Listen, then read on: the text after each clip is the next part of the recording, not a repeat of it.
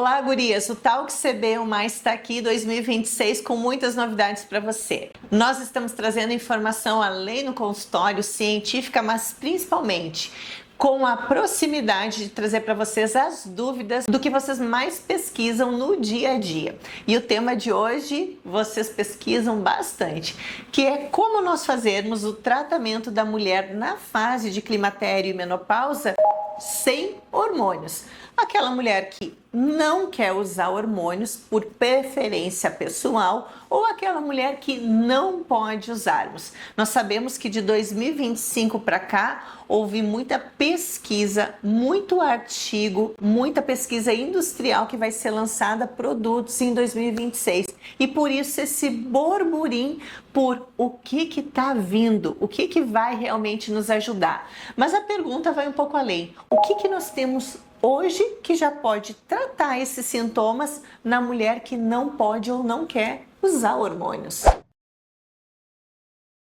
A grande novidade de 2026 nas medicações está na atuação de medicações diretamente no cérebro, nas ondas de calor e terapias alvo, sem atingir outros receptores, além, é claro, das tecnologias. E agora vamos iniciar com as perguntas feitas por vocês. Vou responder todas.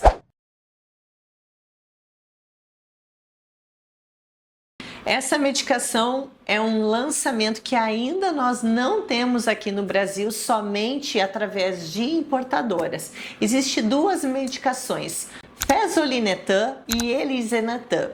Elas atuam diretamente na zona termorregulatória da temperatura no nosso corpo a nível cerebral. Enquanto os hormônios têm receptores em todos os nossos sistemas do corpo, ele age especificamente no hipotálamo como um termostato. Imagine que o nosso cérebro, ele regula a nossa temperatura corporal. Essa medicação, ela vai lá e faz esse bloqueio, fazendo com que a mulher reduza o número de chances do dia de ter ondas de calor, e ele faz com que reduza o número, a quantidade e a intensidade dos fogachos dessa mulher.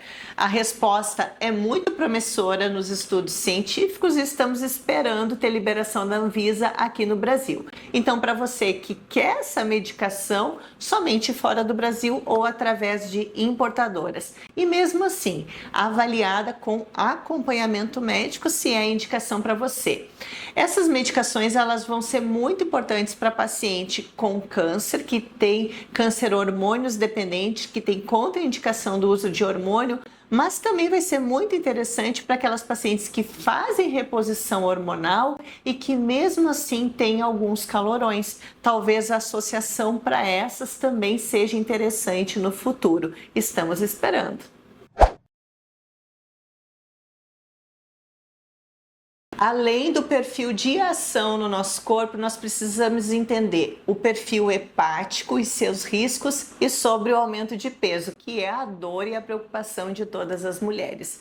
Não há correlação de aumento de peso no uso da Fezolinetan junto das mulheres ao longo do tratamento, então fiquem tranquilas. Mas correlacionada a alterações hepáticas, há raras descrições, porque é a primeira passagem hepática da medicação via oral. Então, pacientes que têm lesões hepáticas ou problemas de insuficiência, realmente é importante evitar e um acompanhamento, monitoramento com dose adequada com o seu médico. Mas não há perigo em uso e poucas descrições foram relatadas. O que precisa é individualização e acompanhamento com monitorização. Dentro dessa esfera das medicações, a gente não pode falar o que nós já temos descrito na literatura e possibilidade no tratamento hoje. É claro que a gente vai abordar sobre suplementos, estilos de vida depois, mas relacionado à medicação, vamos fazer a sequência para vocês. Nós temos documentado vários inibidores de recaptação de neurotransmissores, tanto de serotonina como noradrenalina, que tem uma ação positiva no tratamento dessas mulheres que não podem usar hormônios. E além disso, Uma grande dúvida de vocês está correlacionada a tecnologias, porque a mulher que não usa hormônio, ela tem uma alteração na sua pele, na sua mucosa, e isso não é só no olho, na boca, no nosso rosto e nas rugas, é em todo o corpo, e a região íntima ela é muito afetada também. E as tecnologias elas vieram para ajudar essas mulheres no tratamento da melhora da qualidade da pele e na flacidez, tanto na parte facial quanto corporal e íntima. Essa pergunta eu acho que é muito ampla e a gente vai poder tirar vários insights e informações de qualidade aqui para vocês.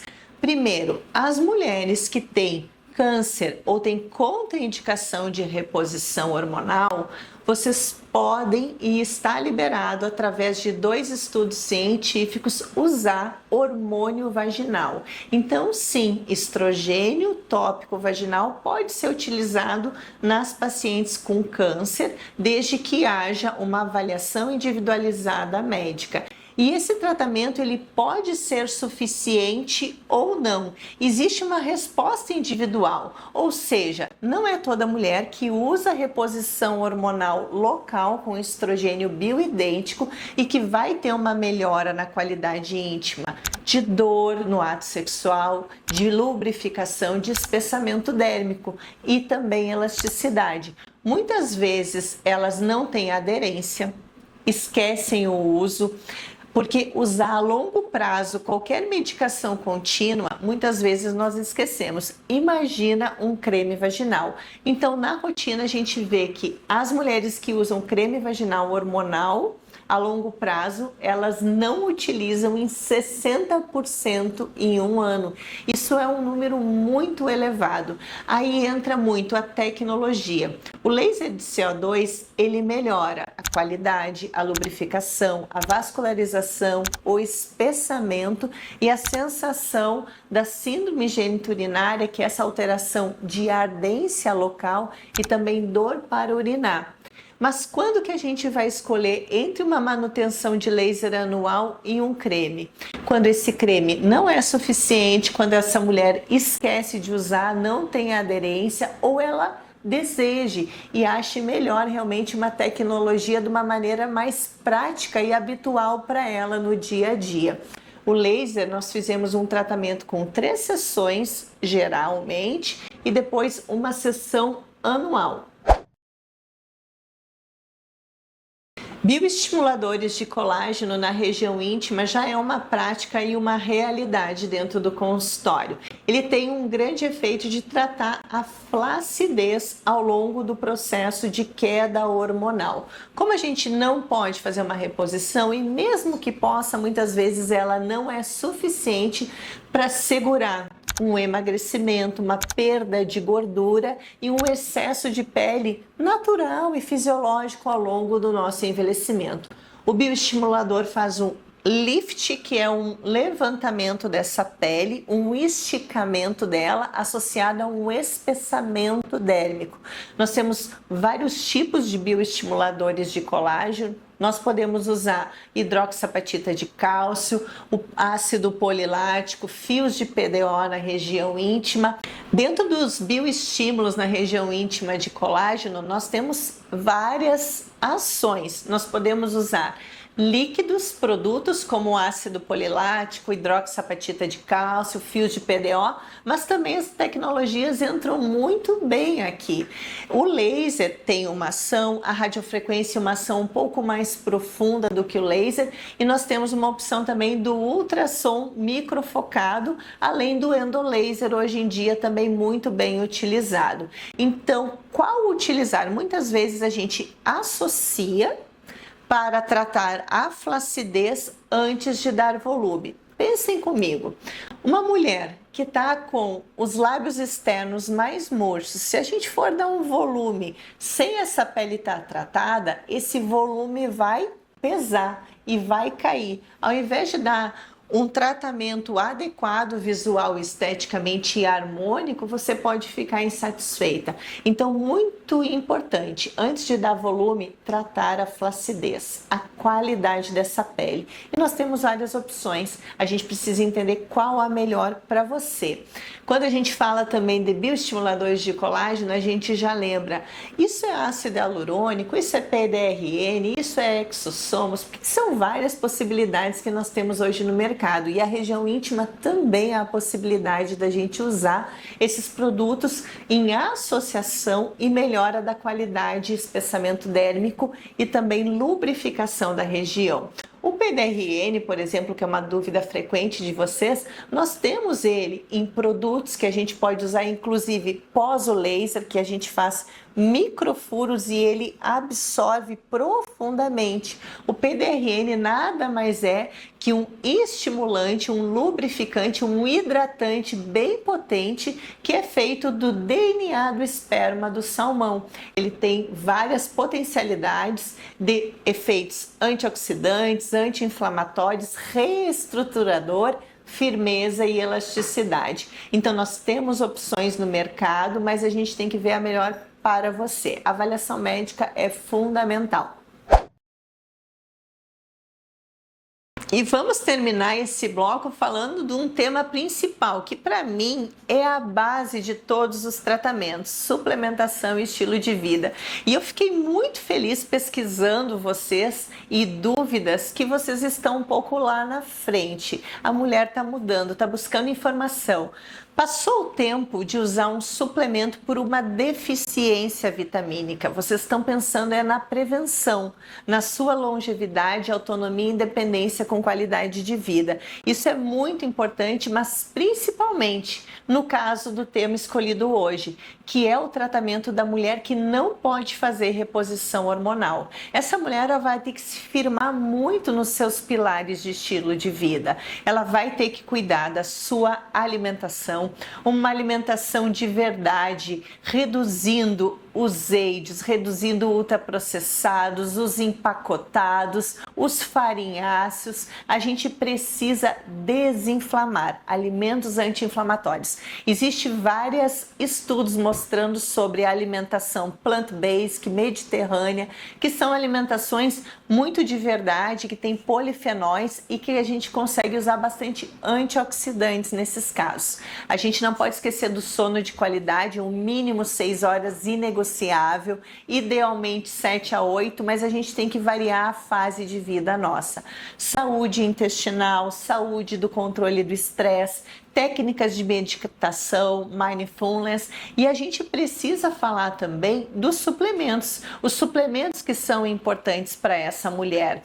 E a gente vai ter que individualizar, fazer seus exames, avaliar os sintomas para poder usar a dose e o suplemento adequado. Mas nós temos alguns que a gente não pode tirar nessa fase, como vitamina D, magnésio, ômega 3, algum tipo de antioxidante, creatina. São 5 suplementos que a gente não pode deixar de suplementar para essa mulher, que o hormônio não é uma opção. Vamos aprofundar o tema creatina, que é a dúvida de vocês. Ajuda no brain fog? Claro que sim. A creatina é muito mais do que um benefício para o músculo. Ela ajuda muito o nosso cérebro. E quando vocês têm dúvidas, como tomar antes, depois do treino, o que a gente sabe? Idealmente a dose diária que é fundamental, seja antes ou pós-treino, e a dose de 3 a 5 gramas ao dia, regularmente, sem falha. A higiene do sono, com certeza, ela vai reduzir os fogachos noturnos. Por quê? Os fogachos eles não estão correlacionados somente com o hipoestrogenismo. Eles também estão correlacionados com o cortisol e a melatonina. Se o cortisol estiver alto, a higiene do sono não for adequada, as luzes continuarem de telas, principalmente no noturno, isso vai prejudicar e agravar os fogachos noturnos. Então, meu conselho para vocês é higiene do sono para reduzir o cortisol, melhorar a sua melatonina, manter a produção hormonal natural em equilíbrio e ainda assim melhorar a qualidade do sono de vocês, reduzindo os fogachos. Mas claro, muitas de vocês, além da higiene do sono, vai necessitar de um tratamento específico, mas ela auxilia e muito. E não esqueçam, a associação de tratamentos sempre vai ter mais benefício do que um tratamento isolado.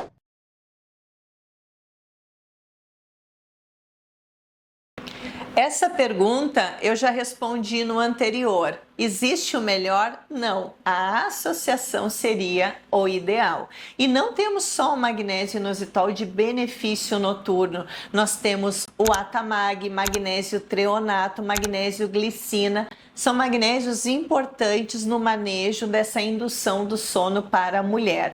A melatonina, ela é um hormônio que a gente vai precisar avaliar se é um tratamento ou é uma suplementação. A dose vai ser individualizada com esse benefício, mas sim, a associação, e temos outros produtos ainda que muitas vezes vai ser necessário nós incrementarmos. O que é importante? Avaliar a severidade da insônia. E com isso, a modulação não só do hormônio de reposição esteroide, como do hormônio melatonina. Uma dúvida que eu achei bem interessante, até aqui nos bastidores, é que magnésio é aquele que a gente passa na mão. Gente, vamos explicar um pouquinho para vocês. O magnésio, ele é um mineral que tem ação em mais de 300 funções no nosso corpo. Magnésio elementar é uma coisa, magnésio taurato, ascorbato, inositol, ele está ligado a outro ativo. Então, quando a gente está falando magnésio inositol, a gente está falando do magnésio associado à medicação inositol, que atravessa a barreira hematocefálica e auxilia no sono. A dose, ela está associada com os dois, no magnésio e no inositol. E nós temos a opção de usar em pó, temos um pote para comprar com frasco, que a gente vai usar um scoop, mesma coisa que creatina, que whey, e nós temos também em cápsula. O magnésio, por ele ter um volume grande, quando a gente associa mix de magnésios de tipos diferentes ou uma dose maior, muitas vezes o pó ou o sachê é mais interessante, porque senão vocês vão ter que usar muitas cápsulas.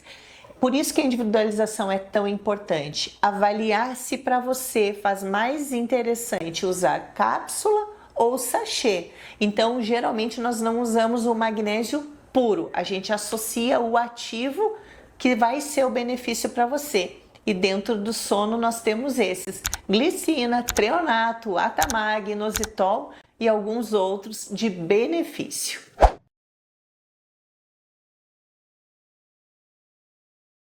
Vamos falar um pouquinho sobre fibras, prebióticos. É um tema que eu adoro, é uma prescrição diária aqui no consultório. E quando a gente está falando de fibra, a gente está falando do que vocês comem na sua alimentação diária, o seu psyllium, as fibras na fruta, nas verduras, na chia, que temos quantidades importantes, mas nem sempre são suficientes. Nós sabemos que a dose média necessária diária é 30 gramas de fibra. O prebiótico, ele tem uma ação moduladora intestinal, cicatrizante, ele forma probióticos, forma parabióticos. Então, ele pode sim ser considerado grande colágeno, porque ele está correlacionado com uma cicatrização e um melhor funcionamento do intestino, reduzindo a inflamação e melhorando a nossa imunidade. E quando a gente fala do uso do tratamento no intestino, a gente está falando de fibras específicas que fazem um bom funcionamento, inclusive na metabolização do estrogênio. Doutora Kátia, o que isso significa? O meu intestino tem relação com estrogênio? Tem sim. E eu vou explicar de uma maneira bem prática para vocês. Agora, nas férias de Natal, final de ano, que a alimentação não foi tão regrada e vocês comeram algumas coisas diferentes, vocês notaram calorões? Vocês notaram alguma alteração de ressecamento íntimo, sendo que estavam fazendo reposição hormonal e estava tudo bem? Isso pode alterar? Claro que sim. Quando a gente modifica a ingesta de fibras, de alimentação no nosso intestino, há uma diferença no nossa microbiota intestinal. Muda a diversidade microbiana e nós conseguimos ali modificar uma enzima que se chama beta-glucuronidase. Essa enzima tem o poder de absorver estrogênio ou de eliminar estrogênio a mais, modificando essa metabolização do estrogênio. Porque quando a gente faz uma reposição, ela não fica única no nosso sangue, ela faz metabolização, o excesso é eliminado na urina e nas fezes e muitas vezes é reabsorvido. E quem modula isso é essa enzima beta-glucuronidase, que é comandada pelas bactérias do nosso intestino. E o prebiótico tem uma ação de beneficiar e equilibrar a nossa saúde e a beta-glucuronidase. Sendo assim, o intestino é um grande modulador também hormonal. Eu sempre falo para vocês que técnicas de respiração e mindfulness, elas ajudam muito no controle do estresse, no equilíbrio do nosso cortisol.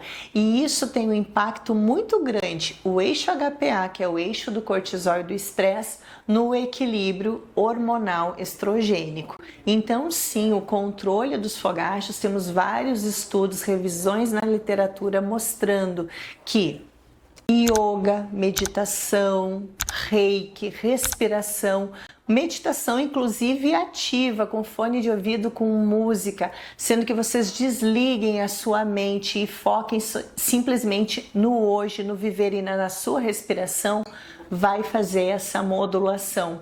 Os fogachos não só são um termostato, eles têm correlação com as nossas emoções e essas técnicas tendem a equilibrar o nosso ciclo circadiano, atuando positivamente na sua saúde. Eu mesmo falo para vocês diariamente sobre reposição hormonal feminina e a sua importância.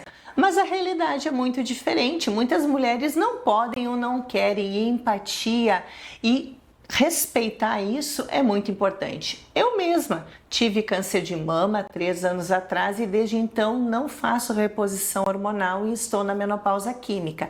Eu sei o que você está passando, eu tenho essa empatia, além de tratar diariamente essas mulheres. E eu falo para vocês, todas essas ações relacionadas a estilo de vida, medicações alvo, tecnologias, modulações, fazem a grande diferença junto de uma suplementação e fitoterápicos muito bem indicados, orientados e acompanhados. Eu sempre digo, as sobreviventes do câncer e as mulheres que querem ter uma vida mais natural, sem reposição hormonal, elas têm condições de ter uma vida plena e saudável, com qualidade de vida, independência e autonomia, porque nós somos feitas de escolhas. É claro que as medicações são grandes bengalas, mas nós precisamos dela para evoluir. Vamos juntas, vamos crescendo e com saúde. Até o próximo episódio.